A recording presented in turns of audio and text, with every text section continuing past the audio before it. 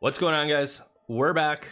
Slabsharks consignment. So back in October, I did a Slabsharks consignment. I'm a little bit late to this video, but you know, that's the way it goes. So I just wanted to go over some of my thoughts about Slabsharks, what my experience was like, what they offer, you know, how you send in a consignment.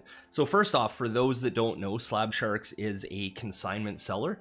So what you do is you put your cards together that you want to sell, you send them off to Slabsharks, they list them on eBay, and they put them up at 7-day auction, and then you get your money. What money do you get, or how much do they pay out? Let's take a look at it. So if you're selling cards for less than $50, and this is going to be really important, we'll talk about it more as we go on, but cards that are less than $50, they pay out 80%. Okay, so eBay is typically about 13%, I think, is my average when you factor in ad rates and all the expenses. I think I'm about 13%. They're paying out 80%, so they're taking 20%. But what's really important here is there's $3, okay? So there's a $3 minimum that they're taking. This becomes important. We'll talk about it more as we go on. $50 to $99 is 80% as well, but you don't have the $3 fee. $100 to $999 is 83%. $1,000 to $2,500 is 84%. $2,500 to $5K is 86%. 5K to 10K is 88%, and then 10,000 or over, you're at 90%. So if you're selling higher dollar cards, 90%, pretty good payout rate. And Slabsharks definitely does sell a lot of those. They have a lot of bangers going through. We'll take a quick look at their eBay page. Here it is. So this is what it looks like. I don't know why I'm having these things pop up a lot all of a sudden. But you can see some of the cards they have up here. They have really great cards. They have a lot of hockey. They're starting to branch off into other things like bobbleheads and pictures and jerseys and different stuff. But they have a lot of great cards to go through here, a lot of high-end stuff. It's one of the auction sites or consignment pages, consignment sellers, that I check weekly. And it takes me a while because, yeah, so they have about 12 pages of these things of auctions. So it takes me a while to go through, but there's a lot of good buys you can find in here. A lot of good opportunities as a buyer as well as a seller, okay? So let's get into how you send cards to Slabsharks. So first off, in terms of reviewing Slabsharks and the experience, I thought it was great. I thought it was super easy. You create your Slabsharks account, you come into you're gonna start off in your dashboard here, and then we're simply gonna click submit consignment. We're gonna go create a consignment form, and this is gonna be like 3 mouse clicks. So I'll block out my personal information there, and then we're gonna submit cards. Again, this is just hypothetically, I'm not gonna actually send in, but let's say we're sending in 50 cards. We're gonna go continue. It's gonna confirm, and then I would click continue, and that's it. I'm not gonna click continue because I'm not sending one in, but it's really that simple. And then all you do is you box up your cards, package them up nicely, get them shipped off there, and they do the rest. They do all the listing on eBay. They cover all those things for you. So once they get listed, you get an email. They let you know that your cards are listed. They ask you to please review them. There were a couple of mine, something to watch out for. I had a couple of serial number cards where they didn't put the serial number in the title. So, you know, honest mistakes, but they were extremely, extremely responsive in replying to me when there were errors. I think I'm generally a night guy like this. I record my videos at like 2 a.m. I'd sent off an email late at night, and I got a response about 10 minutes later, and they had it updated right after. So maybe the person's doing listings, or they're a night hawk like I am, but they were extremely responsive in that way and got the titles just the way that I wanted. Generally speaking, they were really well done. There were only 2 or 3 of I sent 69 cards, 2 or 3 of the 69 cards that needed to be adjusted. So now that we sent off our cards are listed up. They would show here in the live if you have cards. So if you have cards at auction, so it would show live pricing, and it also shows your auction total at the top here, you can see. So if I had cards at auction and, you know, whatever amount of bids I have, this is going to take and give you a cumulative total of your auctions, which is really nice to see as the week sort of progresses, to see how much money is rolling in. Just to backtrack a little bit, the reason that I really sent to Slabsharks was, number one, I wanted to give it a whirl, see what it was like. Like I said, they're very good at getting eyes on hockey cards. I think a lot of the hockey market watches Slabsharks because they get a lot of great cards rolling through.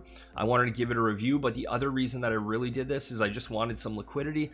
I wanted some money, a little bit of extra cash. This was right before Expo, so I wanted to get them off, have that money in my hand so that I could just have those extra few bucks at the Expo, and that's why I chose to use them. But ultimately it's really that liquidity. And as we go on, again, we'll talk about, you know, some mistakes that I made. I don't think all cards are right to send there. There's some pros and cons, but as I said, generally overall it was a very good experience. But let's get back to it here. So we'll take a look at my completed, and we'll look at the main one that I did, and we'll look at some of my returns. And I will say this, and I don't blame Slabsharks for it, I was pretty disappointed with the way that this went down. One of the main reasons that it was a bad experience, and this was a bad auction and a bad date to pick, which I can certainly take some responsibility for too. I'm not one of those guys. I'm not blaming other people. Like, this was my fault. I should have thought about this and looked ahead. Wasn't even thinking. Anyways, you guys see anything odd here? Anything? Look at this. Look at this. Ending October 31st. October 31st. Halloween.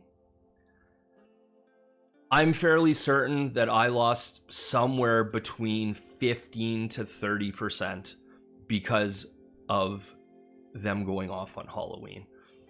Halloween, Valentine's Day, Christmas, all these things, if people choose to end auctions on those days, those are great times to be a buyer. If you can put alerts and just hop in there and snipe some things last second, those are days that you want to be buying. Those aren't days that you want to be selling. This was my fault. I think I lost a whole lot of value here, a good chunk of it, and didn't start good. I take some responsibility for that. I would have liked if they would have bumped it back or forward a day, done something to not end it on Halloween, but c'est la vie. Again, I'm not blaming them. I should have known, but that affected my results, absolutely. So we're not going to go through every card. I do have a spreadsheet that I'm going to pull up after this, because I did do optimistic and pessimistic numbers or guesses for what I thought the cards would, could, should auction at. So we'll get into that. But you know, you can see right off the hop here, we had a Linus Olmark PSA 10 silver foil, went for $76.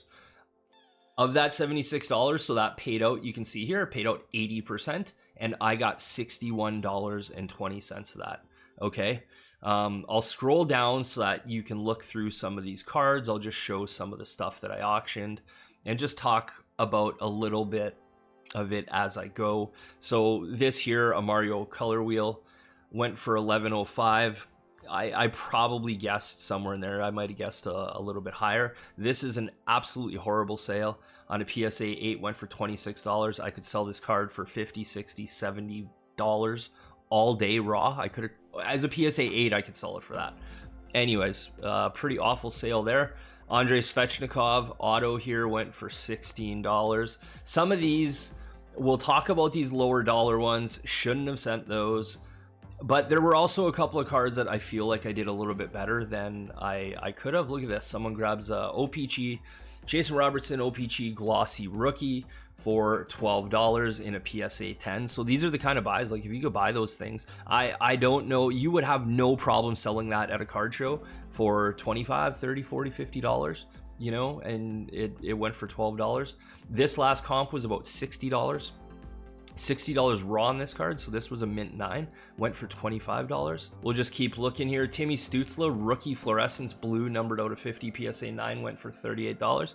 Choked about that. I would have rather given the card to Liam or given it to a Sens fan or something than sell it for that price, but a good buy for someone else. Some of these cards, so like this Gretzky here, I just wanted to get rid of, $23.50 in an SGC 9.5. I get it, but still lower than I was hoping for. Nathan McKinnon went for $133. This is the Ultra Medallion Red rookie numbered out at 99. Again, I think a decent deal for someone. We'll just keep scrolling here. Sergachev PSA 10 silver foil. This Gretzky did okay, not so bad. I think it would have been closer to 300 if it wasn't for Halloween. The bid was 236, so not bad on that. We'll talk more about the EPAC exclusives cards and sort of my thoughts on that. And once we look at the spreadsheet, we'll just take a look at more of these. Like, look at this, Kyle Connor, the future is now PSA 10, went for $10. Like, that's super irritating. And guys, I'm not blaming Slabsharks for this. Okay, when I'm irritated, my irritation isn't with Slabsharks. Okay, I just want to be clear on that. Sylvain, I know you'll watch this video. Sylvain, full disclosure, you know, I'm buddies with a bunch of people who are Slabsharks affiliates. Buddies with Slabsharks. Jeremy Lee's a hobby buddy of mine. You know, this isn't bagging on Slabsharks. This is just me pissed off that it ended on Halloween, and I think that you know, I lost some value there. I also think with this card, again, there's a reason why this I don't believe did well. I think it's just when you have the EPAC cards and you have the mosaics, I don't think enough people know what they are. But this card, getting $20 for it, again, I'd rather give it away to a kid than having taken $20 for this. But that's the way it goes. Dry Settle, it's the exact same boat right here. You know, $33 for that one. That one did better. The thrilling finishes, but just irritating. This one was like, okay, for the Atomic Refractor BGS 9.5 Mark Recchi, $112. That's about where I got it at, so lost a little bit of money on that. That's okay. I want to try one of these guys. Mitch Marner Flair Rookie Blue Ice out of 199, got $98 for that. I thought that was a little low. There seems to be a theme with me thinking they're low, right? I tried to be extremely realistic in my guesses on what these things could go for. Quinn Hughes, the first year Fleer Ultra EPAC exclusives, Medallion Sapphire Blue, numbered out of 25, PSA 8, went for $41. A little bit choked about that. Again, because it's EPAC, right? The Victor Hedman, same thing. This is the green, numbered out of 10, went for $17.50. PSA 7, yeah, it doesn't matter. Like, it's numbered out of 10. So even for raw value, $17. I got these cards at really good prices. And so I guess one of the lessons right away to look at is EPAC cards are not good to generally auction anywhere. You probably want to sell them to EPACers, or you want to sell them on ComC, keep them on there where you have more people who understand the value of these cards, because there's a lot of people within the hobby who won't even know what these Fleer cards are because they weren't packed. They couldn't buy them at their LCSs. So they see these cards, and while they might think they're cool, a lot of people just don't know. So you want to be careful with those things and think about that before you send cards over. This one too, Quinn Hughes Rookie Calder Front Runners Mosaic, went for $21.50. I would have rather given it away than someone get it for that price. Would have given it to a collector. Alex DeBrincat Futures Now Mosaic 10, $8.50. Irritating, boys. Irritating. Here's one that I was really surprised by. So the Ben Stelter Connor McDavid Heroic Inspirations. I actually gave one of these away to a kid at the expo. I packed one in my case, and I was like, when I know I'll see a kid with a McDavid jersey, and the first kid I see, I'll give one to. So I actually gave him one of these. And this one I had left, I think I had 3 or 4 of them, and I thought, I'll just put it for auction. Someone wants this card. It's not a card that is great for my PC, but I know someone will really enjoy it. And so I put it up for auction, and it did way more than I thought. I thought this would probably be $20 card. So this did really well, and I hope the person who got that card really enjoys it. And rest in peace there, Ben Stelter. A great memory for the hockey world in his relationship with McDavid. Moving on, Alex Ovechkin. This was the biggest card, sold for $330, which was relatively close, I believe, to where I would have put it. So those are some of the cards. We have a quick look, some of the cards that I sold, and now we'll get into a spreadsheet and take a look at some of my optimistic and pessimistic guesses in terms of what I thought these cards would sell for. So again, we're not going to go through all this, but I have some outliers in here. Some of which I spoke about earlier, but you know, we take a look at the Linus Ullmark. I thought pessimistically I'd be at $150. I got $76.50 for that. 25, so I'm right in there. I got that one right. I actually did well on these. I'm sorry, I got a little bit less on that one. So these prices so far are actually relatively close to my pessimistic. Here's one I crushed on, the Ovechkin gold medallion. I didn't think it would go for much. I guess $20 optimistically, got $31.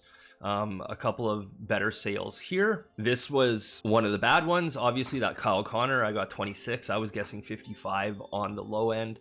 That didn't happen. Again, on these lower dollar cards, I actually did a little bit better than I thought. We can see here. So which card is this? This is the Nathan McKinnon Ultra Medallion. So what did I put? So I put 150 to 250. and it went for 133, so I was slightly short on that. Again, I think that could just be a Halloween thing. I think that could have easily gotten over 150 had we had more eyes on it. But C'est La Vie, this one did better than I expected. So the Cale Makar Orange, I didn't know what to make of this. This was a PSA 10 rookie SP game used. Went for 118, so not too bad, right in line with what I guessed. Keep going down here. This one did a little bit better than my pessimistic. The Mark Scheifele Gold Prism out of 10. Again, these EPAC cards, I got 10, 50, 40, and I put 40 pessimistically. On the Leon Draisaitl Thrilling Finishes Mosaic, got 33 bucks, I guess 55 pessimistically. So not too happy with those, but you can see a lot of my guesses here are almost close to my pessimistic. My pessimistic was supposed to be really lowballing, so the Quinn Hughes, so I thought I'd get 50 bucks, I got 41. The Victor Hedman, I thought I'd get 30, I got 17.50.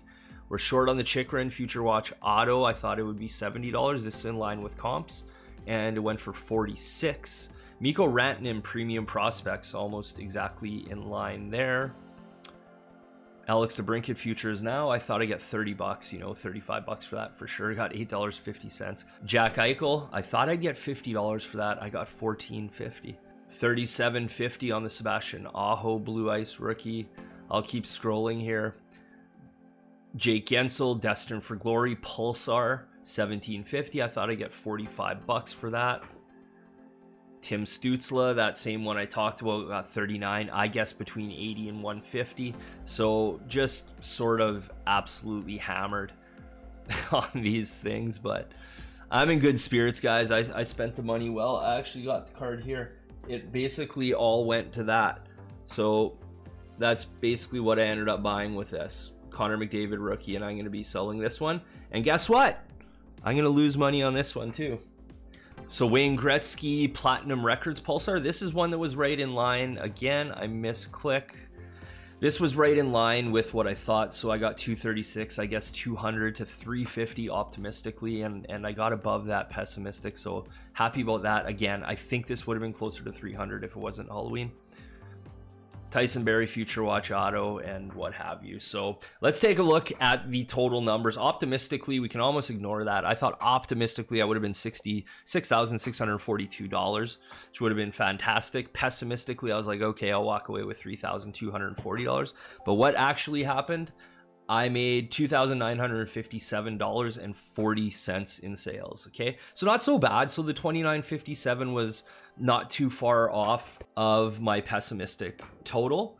So not absolutely terrible, but I mean, certainly not good. I do think, again, if we tack on 30% to this, we'd be up closer to about $3,900, which would have beat my pessimistic. And I really think that that's about the value that I lost on Halloween, was probably 30%. So I can't keep saying that. It's just, that's what it is. Slabshark fees. So what did I pay in fees? I paid $656.43 for a total payout to me of $2,241.81. One thing I do want to mention, guys, if you have cards that go up for auction, and I did have about 5 of them that didn't get paid, they just put them up the next week. You don't have to do anything. They put them back up. They pay you out separately. It's all handled by them. So that's what happens if people don't pay. But of my 69 cards, I believe I had 4 or 5. And the following week, all 5 were paid for. And so all those are in here and accounted for. So let's take a look at the difference here. Okay, so if I would have auctioned these myself, the fees would have been $369.67. Okay, so that's 13%. So the fees that I paid with Slabsharks, the 13 to the 22%, are 77% higher. Okay, so you're paying for them to do all the listing, and you know they got to make money. And anyways, so those are my thoughts on Slabsharks. Process was really easy. It was fun to track. I like the dashboard they have. I think their website was really user friendly, really well done, had a good user experience, and was generally very happy with the experience. So we're going to get back to the numbers here. You do pay more for that. So that's what you're paying for, is for them to do the listing. They have a lot of attention. They have more eyes on their listings than yours might get. But does that account for the extra cost that we paid? So the difference was it cost me $286.76 to list with Slabsharks versus me. Truthfully, a lot of these cards I would just list myself in the future. And again, that's nothing against Slabsharks. This is just a $.cents thing. I think I would do it for myself, but I do think there are certainly times to use them. We're going to talk about a couple reasons why I got the results that I did and what you should look out. So the first thing I want to talk about is the low dollar items, guys. So if you have a low dollar item, if you have a card that you expect to auction from $5 to $20, you shouldn't send it to Slabsharks, just auction it yourself. Them taking that $3 min fee doesn't make sense. I understand why they do it, and they deserve it because they're doing the listings. It's not about that. I'm saying for you, as someone who wants to liquidate a card, you're better off taking the 45 seconds, listing it on eBay yourself and auctioning it yourself. It's just not worth paying that $3 fee. It is worth it if you don't want to do it. Again, but just from a $.cents perspective, I have all my cards listed on eBay. I'm not going to pull it down and give it to Slabsharks when I can just fire it off to auction myself. Okay, so you just want to pay attention, and that $3 fee will really eat you. My buddy Ryan, shout out to Ryan, shout out to all the boys in the Discord. Make sure you hit that like button. Subscribe if you haven't. I'm trying to get my subscribers up too. Anyways, that $3 fee, my buddy Ryan, he had a negative card, so he sent them a card and he owed the money. He owed the money after the auction was over because I guess went for less than $3, or it went for right around $3, and they take their cut, which is the 20%. Anyways, so the low dollar cards, guys, you want to really be careful with. If you do OPG, now this is a niche, the guys in the Discord know about these cards, but I know hobby-wide, they're not known very well. So the OPG Platinum and all the E-Pack stuff, I wouldn't, if you're grading those and selling them, I would do it by it now. I would do it on your eBay page. I wouldn't send those to Slabsharks because at the end of the day, they're getting attention, but no one knows what they are. I would watch Slabsharks to buy those. If people are going to list cards like that, they're generally going to go what I think is lower than what I would expect them to sell for. And maybe my expectations are too high. I'm just giving my point of view, guys. Doesn't matter. But I think it's a better place to buy them. I don't think selling, if you hit a PSA 10 on whatever E-Pack card, I would be more likely to sell that as a buy it now. I'm not going to mention it again. Well, this is going to be the last time. And Halloween, that's why it went low. Again, I think I lost 30%. A few other learnings. I think Young Guns, Future Watch Autos, cards that have lots of comps and more commodity type cards would be really good for Slabsharks. Higher dollar cards absolutely make sense. They have pretty good payout rates if you have really high dollar cards, and they're gonna get extra attention on there because a lot more people are obviously gonna browse Slabsharks auctions than they're gonna browse yours and mine. So, you know, those could be an opportunity. So looking at your rookie patch autos, that sort of stuff. But at the end of the day, what Slabsharks is doing, and this is always up to you, they provide liquidity, which is great for the hobby, great for the market, great for you, great for everyone, right? If you need to get rid of cards and you don't want to do the listing and you don't want to put the time in to do these things, you can chuck them in a box and you can give them to Slabsharks. And I think especially for hockey cards, it's the very best place to do it. So kudos to them for doing that and bringing the liquidity to the market. Would I use them again? Yeah, I absolutely would. But I have a better idea of what cards to send and what cards not to send. I don't think all cards are appropriate. There's a lot of cards listed on Slabsharks where people are gonna almost lose money on. Like I see cards on there that you know are gonna auction for between $2 to $5, and the person's gonna lose money by sending that card in. At that point, you're better off giving that card away than sending it in. So you want to think about it, guys. Just think about the cards that you're sending. And if you have any questions, comment down below any questions. If I don't know the answer, I can get it from you. I'll talk to Sylvain or Jeremy Lee and get those answers, and I can get those answered for you, or I can give you my experience. If there's any other questions, I'd be happy to do that always. And it helps my algorithm, and it helps me out, guys. So yeah, auctions are a great place. At the end of the day, I look at the Slabsharks auctions every single week. I take a long time to scroll through those things, but there's great cards there. I think it's a great place to buy. So as a buyer, if you're a flipper and you want to flip to fund your PC, there's a lot of opportunities there on Slabshark. So definitely check them out. At the end of the day, it's a great service, a great platform. You just want to be thoughtful when you use it. Okay, guys, thanks for watching. Hit that like button, subscribe. Check you.